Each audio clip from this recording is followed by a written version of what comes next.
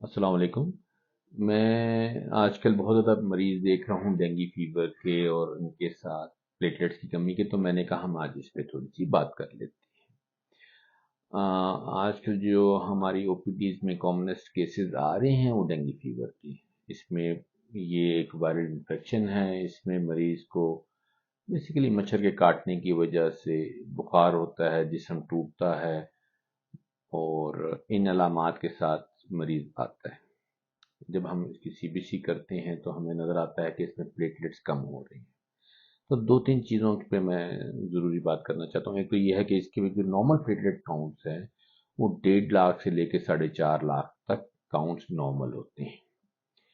ये जो प्लेटलेट्स होते हैं इनको समझने में ज़रूरी है कि ये जिस्म के सबसे सेंसिटिव सेल्स होते हैं। जब भी कोई इन्फेक्शन होगी, जब भी कोई एक्यूट इंसल्ट होती है, तो ये सडनली ऊपर नीचे कम या ज़्यादा हो जाती है। जो हमारे पास डाटा है, हमारे इल्म में ये बात है कि जब ये 7,000 ओनली 7,000 से कम होते हैं तो फिर स्पॉन्टेनियस ब्लीड होने के 4% से चांसेस बढ़ जाते हैं।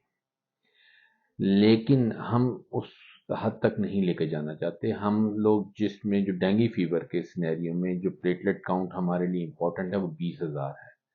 20,000 और उससे कम पे हमने एक्शन लेना शुरू करना होता है। दो तीन चीज़ें बहुत इंपॉर्टेंट है। एक तो ये है कि डेंगू फीवर में अदरवाइज आप प्लेटलेट ट्रांसफ्यूजन कम से कम करें, उसके कोई फायदा नहीं होता क्योंकि बेसिकली वो डिस्ट्रक्शन हो रही है। आपने अंडरलाइन कॉज को ट्रीट करें रादर देन जस्ट हम एक फायर फाइटिंग करना शुरू कर दें कि प्लेटलेट्स कम है तो प्लेटलेट्स लगा दें। अंडरलाइन कॉज को ट्रीट करना बहुत ज़्यादा ज़रूरी है। अगर डेंगू शॉक सिंड्रोम हो रहा है तो हम उसको ट्रीट करें।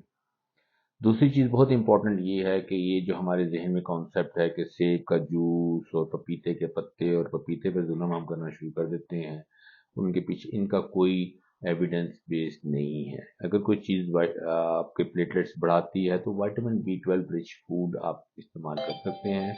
मेरा मशवरा यही होगा कि आप नॉर्मल डाइट रखिए।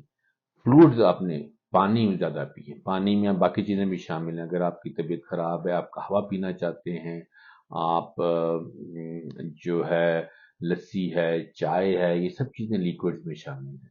कोशिश करें कि आपका फ्लूइड इंटेक, पानी का जो इंटेक और जो इनका है, ये तकरीबन 3 लीटर एक दिन में हो जाना चाहिए।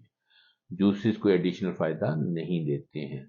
जूसेस की बजाय नेचुरल फ्रूट खाना बहुत बेहतर है। आप उस ग़िज़ा को मुकम्मल तौर पे जैसे अल्लाह मियाँ ने इसको क्रिएट किया है, उसको उसी तरह यूज़ करें। नेचुरल फूड यूज़ करें, नेचुरल पूरा फल मुकम्मल तौर पे खाएं, उसके हेल्थ बेनिफिट्स हैं। इवन प्लेटलेट्स बनाने में भी इसका अमल होगा।